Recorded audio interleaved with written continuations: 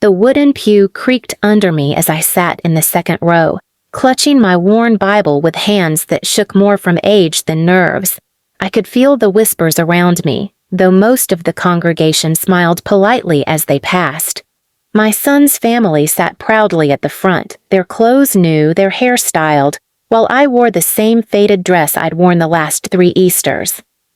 The sermon hadn't even started when my granddaughter leaned toward her friends 2 pews ahead, her voice deliberately loud. "We bring her so people think we do charity," she said, pointing her chin back at me. Her friends snickered behind manicured hands, and I swear my heart folded in on itself. I wasn't a grandmother to her. I was a prop, an accessory, something to parade for pity points. Please subscribe to our channel and tell us in comments, from where are you watching this video? My son cleared his throat and gave her a warning look, but not out of respect for me, only to keep the scene from growing. My daughter-in-law never turned her head. She sat stiff, back straight, pearls gleaming at her throat as though she hadn't heard a thing, but I knew she had. She always did. I sat quietly, staring at the wooden cross up front. I tried to drown out the laughter, the whispers, the way people leaned closer to get a better look at the grandmother in the old brown dress. My cheeks burned, not from shame. Oh no, I'd long stopped feeling shame for what I wore or how I lived, but from anger. Anger that the family I had once broken my back for now treated me like a stage act. The pastor's sermon drifted over me, but I barely caught the words. Instead, I remembered the nights I worked double shifts, sewing clothes until my fingers bled so my son could have new sneakers for school. The mornings I skipped breakfast so he could eat. The birthdays where every candle I blew out was a prayer that my children would have a better life than me. And now, that life had turned me invisible. When the service ended, my granddaughter grabbed my arm. Not kindly, not lovingly, but like she was dragging along a bag she didn't want anyone to see. "Come on," she hissed. "Don't dawdle. People will stare." People were already staring, some with pity, some with disgust, but most with curiosity.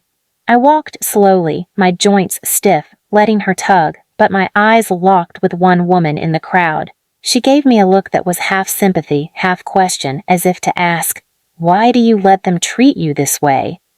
That look burned inside me. Why did I?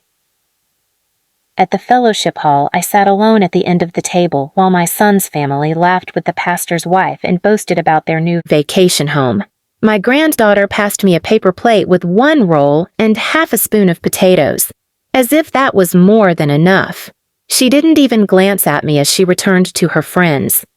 Every word, every laugh felt like a hammer pounding nails into a coffin, my coffin, the one they thought I already belonged in. But as I sat there, slowly chewing that dry bread, I made myself a promise. By Sunday evening, the same girl who mocked me as charity would understand what true charity meant. She would need it desperately, and when she came begging, oh, I would not be donating. When we arrived home from church, the family moved around me as if I were invisible. My son loosened his tie, his wife clicked down the hallway in her sharp heels, and my granddaughter stormed into her room, slamming the door like she was the queen of a palace. The sound echoed, and it felt like the house itself sneered at me. I went into the kitchen quietly. I always did. I scrubbed the dishes left from breakfast, wiped the counters, and set the kettle on. My hands were rough, my knuckles swollen, but no one cared to notice. My daughter-in-law walked in, scrolling on her phone, and without looking at me, she said, "Don't forget to iron Ethan's shirts tonight. He needs them for work." I wanted to laugh. Me, 80 years old, still ironing shirts for a man who once needed me to patch his jeans just to get through school. My throat burned with unspoken words, but I stayed silent. Silence was my power now.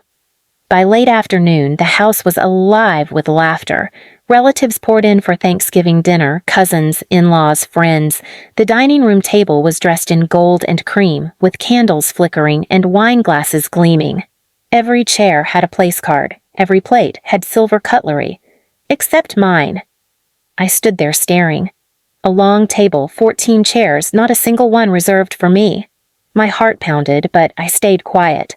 When my granddaughter saw me lingering at the doorway, she smirked and whispered to her friend, just loud enough, "Told you, she's just decoration. We don't even bother giving her a plate anymore." The girls erupted in cruel giggles. My son noticed me, but his only words were, "Don't stand there, Mother. You'll make people uncomfortable. Sit in the living room. We'll bring you a plate later." Later. Always later. Like I was a stray dog waiting for scraps. I walked to the living room slowly, my cane tapping the hardwood floor. I sat in the corner armchair where the lamplight didn't quite reach, and from there I watched them. My granddaughter lifted her glass in a toast, laughing like she had the world in her palm. "To family, and to all we have," she cheered, glancing in my direction like I wasn't included in that word.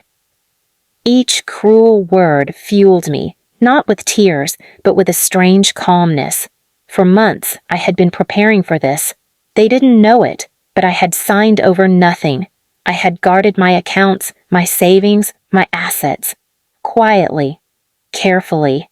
And tonight, I would not simply sit and swallow their cruelty. Tonight, they would choke on it. As the meal carried on, I excused myself to the hallway. No one noticed. I took my phone from the pocket of my faded cardigan.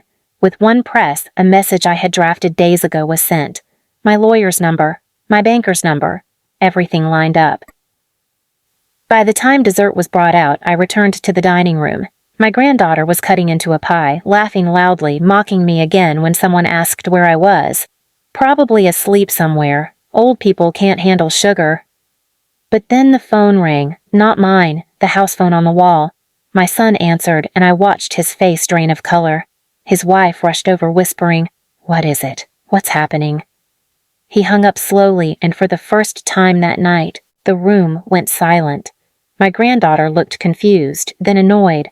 "What's going on? Why do you look like that?" He stammered, "It's about the accounts, the house, everything." Her eyes widened. "What do you mean, everything?" I leaned on my cane, stepping into the light so every eye was forced on me. My voice, steady and sharp, cut through the silence. "By Sunday evening, my darling, you'll finally understand what real charity looks like. And I promise you, none of it will come from me." The pie knife slipped from her hand. The pie knife clattered against the plate, and everyone turned to stare at me. For once, they couldn't look away. No one laughed, no one smirked. Their perfect Thanksgiving dinner was pierced open by a silence that cut deeper than any insult they had ever thrown at me. My son's voice cracked first. "Mother, what did you do?" I straightened my back, leaning less on my cane now, letting my words carry weight they hadn't heard from me in years. "You've mistaken me for weak, for disposable, for decoration, but while you mocked me at your table, I was carving my own seat at another." Their faces shifted, confusion twisting into dread. My daughter-in-law stammered, "Carving? What do you mean?" I allowed a small smile. "I've been preparing for months. The accounts you thought were yours, the house you thought would fall into your lap, the investments, the properties, the savings, they're gone from your reach. I cut all of you out, every single one." Gasps spread like wildfire across the table. My granddaughter's wineglass trembled in her hand, a red stain spilling across the cream tablecloth like fresh blood. "That's not possible," she hissed. You don't even know how to log into an online account." "Oh, my dear," I said softly, "you thought I couldn't keep up. That's what made it so easy. While you sneered at me for being old, I was sitting in offices with lawyers, signing documents with bankers, moving everything to people who actually deserved it. By Sunday evening, none of this will belong to you. Not a cent, not a wall, not a chair, not even this table you're eating from." Her face turned white. "You can't do this to family." "Family," I repeated, my voice sharper now. "Family is who you protect, not who you parade as charity." My son slammed his fist onto the table. "Mother, stop this madness. You can't just ruin your own bloodline." "Bloodline? I snapped back, my cane slamming the hardwood with a crack. Bloodline is more than a last name and shared meals. Bloodline is respect. Bloodline is dignity, and you carved all of that out of me long ago. Now I've carved you out of mine. The room erupted.